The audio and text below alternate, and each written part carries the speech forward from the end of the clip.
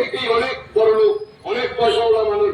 উনি ডজার কিনেছেন 35 লক্ষ টাকা দাম, কিন্তু শ্রীরাম ফাইন্যান্স থেকে উনি 2014 সালে কত টাকা ডাউন পেমেন্ট দিয়ে ডলার কিনেছেন এই এলাকার অনেক মানুষ জানে। এবং 2017 সালে ওনার ডলারটা উনি কিস্তি দিতে পারেনি বলে শ্রীরাম ফাইন্যান্স ওনার ডলারটা টেনে নিয়ে চলে গিয়েছিল।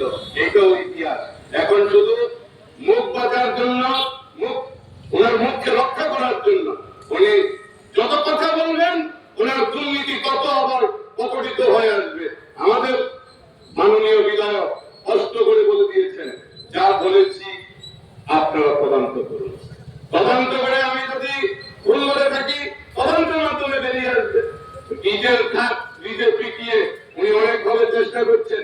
ওনার নির্বাচনী যে ফিনান্সিয়াল বায়োডাটা জমা দিয়েছেন ইলেকশন কমিশনারের কাছে, ওখানে কি দিয়েছেন? ওনার 8 লক্ষ টাকা আছে আর 58 লক্ষ টাকা